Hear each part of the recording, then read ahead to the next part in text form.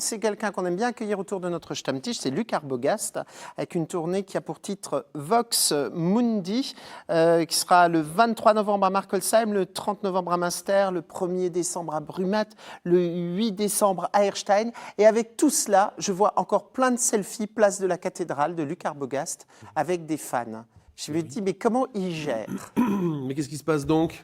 Quelle polyvalence! Non, mais c'est vrai que là, je suis venu sur cette semaine de présentation de la tournée. Et puis, oui, encore hier, j'ai eu le plaisir de jouer à la cathédrale parce qu'en fait, j'arrive pas à m'en dépêtrer. J'adore ça. Mais alors, je me disais, est-ce qu'il va à la cathédrale pour tester ses morceaux et en fonction de la réaction, il les utilise après en concert et est-ce que la cathédrale, le public de la cathédrale a une influence ensuite sur le choix pour l'écriture des spectacles en tournée? Alors là, la question est belle, mais malheureusement non. En fait, quand je retourne à la place de la cathédrale, en ce moment, je joue les morceaux que je jouais quand j'ai commencé, c'est-à-dire en 96 ou 97. Et je prends un malin plaisir à conserver ces morceaux-là. Alors on me reproche de ne pas être très évolutif devant la place, mais... Alors qu'évolutif, vous l'êtes, parce que je vais juste utiliser je m'excuse pour la prononciation, je pense que je vais en foirer quelques-uns, mais les titres de la tournée, c'est Métamorphosis, ensuite il y a Ultreatur, Ab Origine Fidelis, maintenant Vox Mundi. Mais il va chercher les titres où? Quelles sont les influences à chaque fois? Quel est le ressenti? D'où ça vient? Alors à chaque fois, il y a une base latine, sauf pour Métamorphosis, qui est une base grecque. Mais les noms de la tournée sont très faciles à trouver. C'est les noms des morceaux qui sont plus compliqués à retenir, je pense. Et sur la tournée Vox Mundi, on a vraiment des titres comme Alchemia. On a un vrai travail d'introspection qui est fait. En gros, la tournée Alchemia et la tournée Vox Mundi sont des tournées actuelles dans lesquelles j'essaie d'amener le public dans un monde onirique. Voilà. Et alors, lorsqu'un artiste vient en plateau pour présenter son album, il nous parle des textes, il nous parle de ce qu'il a vécu ces dernières années, ce qui a abouti à cet album. Vous, en l'occurrence, le spectacle, c'est l'aboutissement de quoi? Ouais, ça vient d'où? Pourquoi? Voilà. En fait, cette tournée-là, c'est déjà un changement monumental puisque je suis seul en scène. Avant, j'ai toujours été accompagné par parfois une dizaine de musiciens sur scène. Et là, en fait, je suis seul avec mes instruments, mon bouzouki, ma voix, mes grelots, comme d'habitude. Et puis, il y a des passages de percussion, des passages de clavier arrangeur aussi. Mais j'avais envie de présenter quelque chose de très pur, en fait, qui corresponde pas à un projet marketing, mais qui corresponde à mes envies. Et du coup, cette tournée, elle est vachement belle parce que je prends beaucoup, beaucoup de plaisir à la faire. Et puis, on a un travail de vidéo derrière, de mapping. Enfin voilà, je crois que c'est pas facile de parler vraiment quand on est passionné. On a un petit peu le même problème en fait aujourd'hui.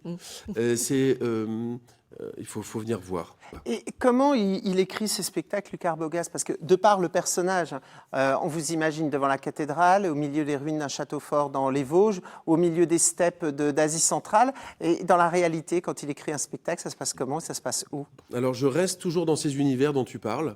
Il y a simplement qu'en fait, je délègue mes désirs et mes besoins à une personne qui travaille avec moi en vidéo, en infographie ou en arrangement. Voilà, je communique énormément. J'ai une équipe qui est magnifique et qui arrive à transformer mes rêves en réalité. Et du fait, moi, je passe pas beaucoup de temps devant les écrans ou devant mon clavier. Je suis plutôt concentré en fait sur l'intention. Et effectivement, toutes les personnes de mon équipe se mettent comme ça au travail pour que ça devienne une réalité. Ouais. Alors, est-ce qu'il y a encore le temps de découvrir de nouveaux instruments? Est-ce qu'il y aura des nouveaux instruments sur scène pour cette tournée? Alors, il y a des nouveaux instruments sur scène. Je ne vais pas en dire beaucoup plus parce qu'après, sinon, on va vraiment vendre la mèche sur la totalité du spectacle. Mais voilà, en général, les gens qui ont découvert ma musique dans un programme télé ou avant, en place de la cathédrale, ressortent du concert en ayant la sensation d'avoir vu quelque chose d'authentique. Et c'est la base de tout. Puis là, c'est une grosse production avec mapping et tout. En tous les cas, on vous rappelle les dates en Alsace, mais il y en a d'autres dans l'Est de la France. Le 23 novembre, Markolsheim. Le 30 novembre, Münster. Le 1er décembre, à Brumath. Et le 8 décembre, à Erstein. Le public alsacien, est-ce qu'il est différent des publics des autres régions de France? Parce que les humoristes, souvent, ils disent « on est un peu plus froid ». Comment c'est avec vous? Et moi, le public alsacien, je le trouve génial pour plusieurs raisons, mais surtout parce qu'il est fidèle. Voilà. Et ça, c'est important. Quand on vient en Alsace, il y a toujours... En fait, les concerts sont toujours complets. Et c'est vrai que peu importe où on joue, même encore sur cette tournée-là, je suis sûr que ça va être complet à chaque fois, puisque le public est fidèle en Alsace, ce qui n'est pas le cas forcément des autres régions de France. Après, ce qui est bien aussi dans votre tournée, c'est que vous avez des salles à taille humaine, j'ai l'impression. Vous avez le côté humain, d'ailleurs, en allant jouer devant la cathédrale, ça représente bien, ça a l'air d'être très important. Il faut quand même qu'il y ait un contact avec le public, non? Oui, j'ai eu la chance de jouer dans des stades. J'ai fait 2 fois l'Olympia. J'ai trouvé que c'était des belles salles. Par contre, c'est vrai que c'est grand. Et moi, je préfère faire des concerts à taille plus petite, dans les salles plus petites, pour des questions de confort aussi. J'aime bien voir les gens. J'aime bien savoir qu'ils sont pas très loin. J'aime bien rentrer en interaction. Et puis, on a fait un choix aussi de jouer dans les églises pour des raisons de visuel, de confort d'assises, hein, tout ça. Voilà, c'est Mais vraiment... alors, on a parlé de mapping, comment ça va se passer? C'est des écrans qui sont derrière ou c'est des... parce que là, dans les églises, elles ne sont pas toutes pareilles, donc les infrastructures, enfin les lumières, ça change. Ouais. On a une configuration qui est adaptable à toutes les églises. Et on vient avec effectivement ce grand écran comme ça, avec projecteur. Mais c'est vraiment impressionnant. Déjà, les gens qui sont habitués à leurs églises viennent voir le concert, ils disent « Ah voilà, ça nous a changé. » Ça change la configuration de l'église, quoi.